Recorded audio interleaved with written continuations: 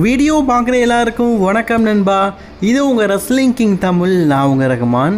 இன்றைக்கி நம்ம சேனலில் பார்த்தீங்கன்னா ரொம்பவே இன்ட்ரெஸ்டிங்கான ஒரு சில ரெஸ்லிங் செய்திகள், குறிப்பாக கோடி ரோட்ஸோடைய new undisputed championship match, Brock லெஸ்னரோட ரிட்டர்ன் அனௌன்ஸ்மெண்ட் அண்ட் இன்னும் மோர் அப்டேட்ஸை பற்றி தான் இன்றைக்கி வீடியோவை பார்க்க போகிறோம்.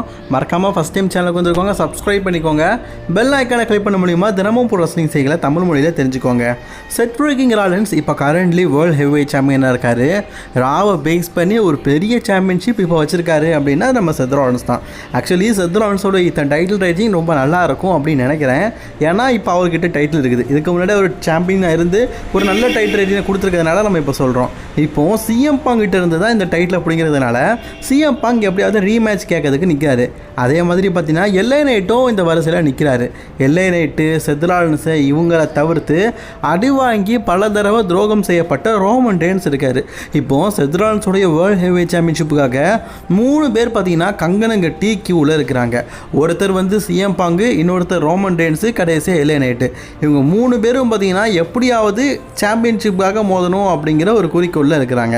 இப்போது ஆல்ரெடி ரோமன் ரெய்ன்ஸுக்கும் பிரான்சன் ரெய்னுக்கும் ஒரு சிங்கிள்ஸ் மேட்ச் நடக்க வாய்ப்பு இருக்குது அப்படிங்கிற ரூமர் இருந்தது. அது நம்ம சேனல்லே ஆல்ரெடி ஒரு விஷயமாக சொல்லியிருந்தோம். இப்போது நமக்கு ஒரு நியூஸ் என்ன கிடச்சிருக்குன்னா, மேபி நான் ஃபஸ்ட்டு ஒரு விஷயம் சொன்னோம்ல, அது நடக்காவிட்டால் இவங்க 4 பேரும் ஹெவிவெயிட் சாம்பியன்ஷிப்புக்காக தான் மோத போகிறாங்க. அதனால் ஃபேட்டல் 4-வே மேட்சாக வந்து WWE வந்து கிளாஸ் இன் பாரிஸில் இவங்க 4 பேருக்குள்ளே எல்ஏ Knight versus Seth Rollins versus Roman Reigns versus CM பாங்குக்குள்ள ஃபேட்டல் 4-வே வேர்ல்டு ஹெவிவெயிட் சாம்பியன்ஷிப் மேட்ச் வைக்கவும் வாய்ப்புகள் இருக்குது அப்படிங்கிற மாதிரி சொல்லப்பட்டிருக்குது. எனக்கு என்னமோ அப்படி நடக்க வாய்ப்பு இல்லை அப்படின்னு தான் தோணுது. ஏன் அப்படின்னு சொல்கிறேன்னா, இது ஒரு பெரிய மேட்ச், ரொம்ப பெரிய மேட்ச்சு. சிஎம் பாங்கு, ரோமன் ரெய்ன்ஸு, செத் ராலின்ஸ் இருந்தாலே அது ஒரு பெரிய மேட்ச்சு. அது ரெசல்மேனியாவில் மெயின் ஈவெண்ட்டாக நடந்த மேட்ச்சு. ஸோ அப்படிப்பட்ட மேட்ச்சை WWE பார்த்தீங்கன்னா கிளாஸ் இன் பேஸ், இப்போ கிளாஸ் இன் பேஸ் பெருசு தானே, பாரிஸில் நடக்கல அப்படின்னு கேட்டிங்கன்னா, WWE பார்த்தீங்கன்னா ப்ராக் லெஸ்னருக்கும் சீனாக்குமே மேட்ச்சை நடத்திருக்கணும், பெரிய பேர் இருந்தான்னு சொல்லிட்டு. அப்படி நடத்தாமல் இருக்கிறாங்கல்ல. எனக்கு என்னமோ ஆகஸ்ட் 18 ரோமன் ரெய்ன்ஸ் ரிட்டர்ன் ஆகும்போது தான் அவருடைய பாரிஸ் மேட்சை பற்றி தெரிய நினைக்கிறேன். மேபி WWE பார்த்தீங்கன்னா ரோமன் ரெய்ன்ஸுக்கு வேறு மேட்சே இல்லை, இதை தான் வைக்கணும் அப்படின்னு பிளான் பண்ணியிருந்தால் மட்டுமே எனக்கு தெரிஞ்சு Roman versus CM Punk versus LA Knight versus Seth ராலின்ஸ்குள்ள ஃபேட்டல் 4-வே ஹெவிவெயிட் சாம்பியன்ஷிப் மேட்ச் நடக்கும்.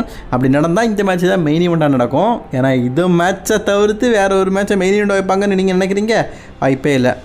டிஸ்னி பார்த்தீங்கன்னா $1.6 மில்லியன் பார்த்தீங்கன்னா டிகேவுக்குள்ள ஸ்ட்ரீமிங் லைட்ஸை பார்த்தீங்கன்னா WWE கூட சேர்த்துருக்கிறாங்க. ஸ்ட்ரீமிங் லைட்ஸ்னால் எனக்கு இன்னும் அதிகமாக தெரியலங்க. ஸோ லைவாக டெலிகாஸ்ட் பண்ணுறதுன்னு தான் சொல்லுவாங்க ஸ்ட்ரீமிங் லைட்ஸ்னால். ஸோ இதை தவிர்த்து அட்வர்டைஸ்மெண்ட் ரூல்ஸையும் அவங்க எடுத்துக்குவாங்க. இப்போ எப்படி ரிங்கில் பார்த்தீங்கன்னா அட்வர்டைஸ்மெண்ட்டை அதிகமாக போடுறாங்க, ஆனால் அது நெட்ஃப்ளிக்ஸ் தான் போடுறாங்க. ஸ்மாக்டவுன் சைடு பாருங்கள், அட்வர்டைஸ்மெண்ட்டே இருக்காது. ஆமாப்பா, ராவோடைய ரிங்கில் தான் அதிகமான அட்வர்டைஸ்மெண்ட் பார்த்துருக்கேன், ஸ்மாக்டவுனில் பார்த்ததே இல்லையே அப்படின்னு சொல்லுவீங்களா. அதுக்காக தான் டிஸ்னி வந்து மேபி எனக்கு தெரிஞ்சு அந்த ஸ்ட்ரீமிங்கை வாங்கியிருக்காங்க போல இருக்குது. டிஸ்னியோடைய அந்த அட்வர்டைஸ்மெண்ட் லோகோ, டிஸ்னியோடைய மூவி லோகோ, அவங்க கம்பெனி லோகோ, இதெல்லாம் பார்த்தீங்கன்னா ஸ்மாக்டவுனுடைய மூலையில் பதிக்கப்படுறதுக்காக தான் இப்படி ஒரு ஸ்ட்ரீமிங் லைஸாக வாங்கியிருக்கிறாங்க அப்படின்னு எனக்கு தோணுது. ஏன்னா ரா வந்து நெட்ஃப்ளிக்ஸ் தான் டெலிகாஸ்ட் பண்ணியிருக்காங்க. எப்போ இந்தியாவில் வந்து நாங்கள் எல்லாத்தையுமே நெட்ஃப்ளிக்ஸில் தானே பார்க்குறோம் அப்படின்னு கேட்டிங்கன்னா, இந்தியா அதர் கண்ட்ரீஸில் தான் வந்து நெட்ஃப்ளிக்ஸ்லேயே ரா ஸ்மாக்டவுனு NXT ரிவ்யூ எல்லாம் போடுறாங்க. ஆனால் அமெரிக்காவில் அப்படி இல்லை.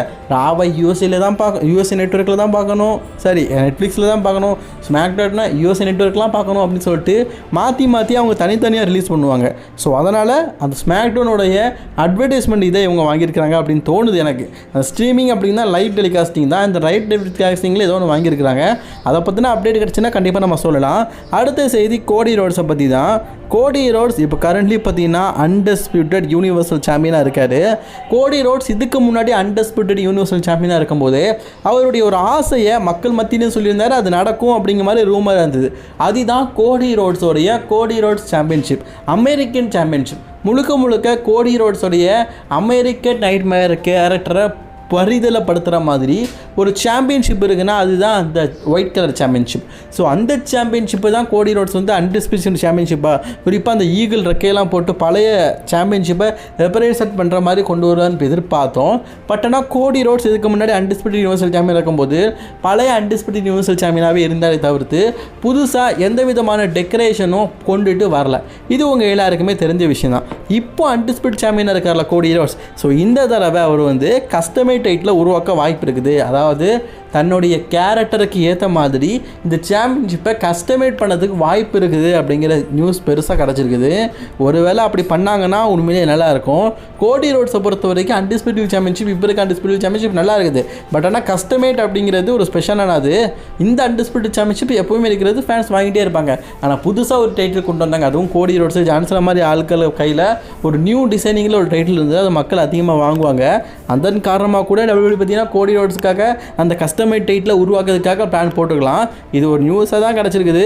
கூடிய சீக்கிரம் WWE தரப்புலேருந்து கொண்டு வந்தாங்கன்னா நல்லாயிருக்கும்.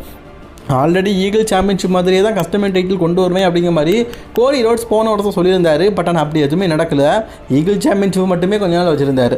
மேபி கோடி ரோட்ஸ் இந்த தடவை பார்த்தீங்கன்னா அந்த கஸ்டமைட் அவருக்கான ஈகிள் சாம்பியன்ஷிப்பை கொண்டு வரதுக்கு வாய்ப்பு இருக்குதுன்னு தோணுது. வெயிட் பண்ணி பார்க்கலாம். அடுத்த செய்தியை பற்றி பார்க்கலாமா? கேரியின் கிராஸ் மற்றும் ஸ்காட்டஸை டபிள்யூலேருந்து அலுமினிட்டி செட்டிஸ்டாக போட்டுட்டாங்க. ஆக்சுவலி இந்த செட்டிங்ஸ்னால் என்ன அப்படின்னு கேட்டிங்கன்னா, டபிள்யூபியில் சண்டை போட்டுட்டு இப்போ சண்டை போடாமல் அலுமினி லிஸ்ட்டில், அதாவது பழைய ரெஸ்லர்ஸ் அப்படின்னு சொல்லுவோம்ல, முன்னாள் ரெஸ்லர்ஸ், அந்த லிஸ்ட்டில் இவங்க 2 பேரையும் போட்டுட்டாங்க. இதை நினைக்கும் போது வருத்தமாக தான் இருக்குது. கேரியின் கிராஸ் ஃபேன்ஸ் மத்தியில் பெரிய லெவலில் எதிர்பார்க்கப்பட்டு, ஸோ இவருக்காக ஒரு பெரிய வாய்ப்பு கொடுங்க அப்படின்னு சொல்லிட்டு ரசிகர்கள்லாம் எதிர்பார்த்த ஒரு ரெஸ்லர். ஸோ இப்போ அவர் அலுமினிட்டி செஷனில் போட்டாங்க. இதுக்கு முன்னாடி ரெஸ்லிங் பண்ணி இப்போ டபிள்யூவில் சண்டை போடாமல் இருக்கிறாங்கல்ல, அதாவது டபிள்யூ ரிலீஸ் பண்ணாங்கல்ல, அந்த ரெஸ்லர்ஸோடைய பேரில் இப்போ கேரியின் கிராஸோட பேரும் வந்துடுச்சு. நினைக்கும் போது எனக்கு உண்மையிலேயே வருத்தமாக தான் இருக்குது.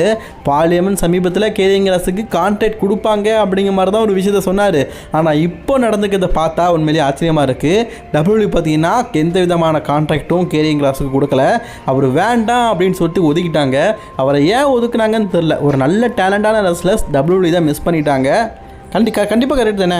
ஏன்னா கேரியின் கிராஸ்க்கு ஃபேன்ஸ் மத்தியில் அவ்வளோ மவுஸ் இருந்தது. எடுத்துகிட்டே அவள் சமீபத்தில் ட்ரூத் வந்து டபிள்யூ விட்டு ரிமூவ் ஆகும்போது ஃபேன்ஸ் எல்லாம் வி வாண்ட் ட்ரூத்து, ட்ரூத் எங்களுக்கு வேணும், ட்ரூத் வந்து ரொம்பவே டேலண்டான பர்சன் அப்படிங்கிற மாதிரி மக்களுடைய கூக்குரலை கேட்டு தான் ட்ரிபிள் ஹெச்சே மீண்டும் பார்த்தீங்கன்னா அவரை ஏற்றுக்கிட்டாரு. டபிள்யூபிள்யூவில் சேர்த்துக்கிட்டு அவரை வந்து இப்போது கான்ட்ராக்ட் பண்ணி வச்சுருக்காரு. ஆக்சுவலி அவர் டபிள்யூபிள்யூ பக்கம் திரும்பி வந்ததுக்கப்புறமா ஒரு சில நாட்கள் மட்டுமே ஒழுங்காக காட்டினாங்க. அதுக்கப்புறமா ஒழுங்காக காட்டல, உங்களுக்கு தெரிஞ்ச விஷயம் தானே. ஸோ அதே மாதிரி மேபி கேரியின் கிராஸுக்கு ஒரு வாய்ப்பை கொடுத்து அவரை ஏற்றுக்கிறதுக்கு வாய்ப்பு இருக்குது. அதை பண்ணுறாங்களா அப்படிங்கிறத வெயிட் பண்ணி தான் பார்க்கணும். என்னை பொறுத்த வரைக்கும் ட்ரூத்தை காட்டிலும் கேரியின் கிராஸ் ரொம்ப பெட்டரான. ஸோ அண்ட் என் டேலண்டர். ஸோ அவருக்கு அவ்வளோலாம் ஒன்றும் ஆகலை. டபிள்யூ கொஞ்சம் யூஸ் பண்ணாங்கன்னா நல்லா தான் இருக்கும். என்ன பண்ணுறாங்க அப்படிங்கிறத வெயிட் பண்ணி பார்க்கலாம். ஸோ ட்ரூத் மாதிரியே கேரியின் கிராஸுக்கும் ஒரு வாய்ப்பை கொடுத்தா அவர் கண்டிப்பாக ப்ரூவ் பண்ணுவார். கேரியின் கிராஸுக்கு ஒரு சாம்பியன்ஷிப் மெட்டீரியலுங்க. ஸோ ஆக்சுவலி அவர் NXTயில் மிந்தி எப்படி இருந்தார் உங்களுக்கு தெரியும். ஸோ அந்த லெவலில் ட்ரிபிள் ஹெச் மிந்தி மாதிரியே காட்டுவார் எதிர்பார்த்தோம். ஆனால் கூட்டிகிட்டு வந்து இப்படி ஜகா வாங்கி காட்டுவார் அப்படின்னு சொல்லிட்டு கண்டிப்பாக எதிர்பார்த்துக்க மாட்டோம். கடைசியில் இப்படி பண்ணிட்டாங்க கேரியின் கிராஸை. இப்போ கேரியின் கிராஸ் டபிள்யூபிள்யூ இல்லை, இதுதான் அஃபிஷியல் நியூஸ். இது கண்டிப்பாக பல ரசிகர்களுக்கு ஒரு ஏமாற்றமான செய்தியாக இருக்கும் அப்படின்னு நினைக்கிறேன். ஸோ உங்களோட கருத்து என்ன அப்படிங்கிறத மறக்காமல் கமெண்ட் பாக்ஸில் கமெண்ட் பண்ணிக்கோங்க. அடுத்த செய்தி நம்ம யாரை பற்றி பார்க்க போகிறோம்னா, பீஸ்டன் கானர் ப்ராக் லெஸ்னர் கிளாஸ் இன் பாரிஸில் இல்லை அப்படிங்கிற செய்தி உங்களில் பல பேருக்கு தெரிய நினைக்கிறேன். ப்ராக் லெஸ்னரை நம்ம கிளாஸ் இன் பேரில் எதிர்பார்க்க முடியாது. இது பல ரசிகர்களுக்கு ஒரு வருத்தமான செய்தியாக தான் இருக்கும். ஏன்னா கிளாஸ் இன் பாரிஸில் ப்ராக் லெஸ்னர் இருப்பார் கண்டிப்பாக அப்படிங்கிற மாதிரி ரசிகர்கள் பல பேர் எதிர்பார்த்துட்டு இருந்தாங்க. அந்த மாதிரி சுச்சுவேஷனில் ப்ராக் லெஸ்னர் இல்லை அப்படிங்கிறது ஒரு சோகமான விஷயமா இருந்தாலும், டபிள்யூபிள்யூடைய அப்கமிங் பேப்பர்யூ க்ரௌன் ஜூல், இந்த க்ரௌன் ஜூல் வந்து பெர்த் நகரத்தில் நடக்குது. பெர்த் அப்படிங்கிறது பெத்லகேம், நம்ம எல்லாருக்குமே தெரியும்னு நினைக்கிறேன். ஸோ ஆஸ்திரேலியா தான் பார்த்தீங்கன்னா டபிள்யூபிள்யூ நடத்துகிறாங்க. ஸோ அந்த பெர்த் சிட்டியில் பார்த்தீங்கன்னா டபிள்யூபிள்யூ வந்து நடத்தும் போது அதுக்கு வந்து அதிகபட்ச வாய்ப்பாக ப்ராக் லெஸ்னர் வர்றதுக்கு வாய்ப்பு இருக்குது அப்படிங்கிற செய்தி கிடச்சிருக்குது. ஸோ ப்ராக் லெஸ்னர் ரசிகர்கள் ப்ராக் லெஸ்னர் எதிர்பார்க்குறீங்க அப்படின்னா டபிள்யூபிள்யூடைய பெர்த்தில் நடக்கிற க்ரௌன் ஜூலில் எதிர்பார்க்கலாம். எனக்கு தெரிஞ்சு க்ரௌன் ஜூலில் இதுவரைக்கும் முன்னாடி ப்ராக் லெஸ்னர் இருக்கும்போது க்ரௌன் ஜூல் நடக்கும்போது அவர் மிஸ் பண்ணது இல்லை. அதே மாதிரி இந்த தடவையும் மிஸ் பண்ணாமல் வருவார் அப்படின்னு சொல்லிட்டு எதிர்பார்க்கலாம். ப்ராக் லெஸ்னர் ஃபேன்ஸ் நிறைய பேர் இருக்கிறீங்க. யாராவது இந்த வீடியோ பார்க்குறீங்கன்னா மறக்காமல் ஒரு கமெண்ட் பாக்ஸில் கமெண்ட் பண்ணிக்கோங்க. எத்தனை ப்ராக் ஃபேன்ஸ் இருக்கீங்கன்னு பார்ப்போம். அதே மாதிரி 2 நாளைக்கு முன்னாடி போட்ட வீடியோவில் சில பேர் கமெண்ட் பண்ணிருந்தீங்க. அதோடைய ஆன்சரை நம்ம எண்டிங்கில் பார்ப்போம். வாங்க பார்க்கலாம். ஃபஸ்ட்டு என்ன கேள்வி கேட்டிருக்காங்கன்னா, சர்வே சீரீஸில் அந்த 5-on-5 எலிமினேஷன் மேட்ச் நடக்குமான்னு கேட்டிருக்கீங்க. இப்போதைக்கு வாய்ப்பு இல்லை. And Seth Rollins vs Brock Lesnar match நடக்குமான்னு கேட்டிருக்கீங்க. அதுக்கு இப்போதைக்கு வாய்ப்புகள் கம்மி தான். ஆனால் 2 பேருமே ஹீல் கேரக்டர் பண்ணிகிட்டு இருக்காங்க. அதனால் இப்போதைக்கு இந்த மேட்ச் நடக்கிறதுக்கு வாய்ப்புகள் ரொம்ப கம்மி. அடுத்த கமெண்ட் என்ன கேட்டிருக்காரு அப்படின்னு கேட்டிங்கன்னா, ப்ரோ பிரான் ஸ்ட்ரோமன் WWE ரிட்டர்னாக வரான். பிரான் ஸ்ட்ரோமன் WWE விட்டு போய் இப்போ ஒரு ரெஸ்லிங்கே வேண்டாம், நான் ரிட்டையர்மெண்ட் ஆக போகிறேன் அப்படிங்கிற மாதிரி சொல்லியிருக்காரு. அதனால் அவர் திருப்பி ரெஸ்லிங் வர்றதே பெரிய விஷயம். அடுத்து ப்ரோ எப்போ டிராஃப்ட் நடக்கும், அதை பற்றின அப்டேட் கிடைக்கும்போது கண்டிப்பாக நான் உங்களுக்கு சொல்கிறேன். சரிங்களா?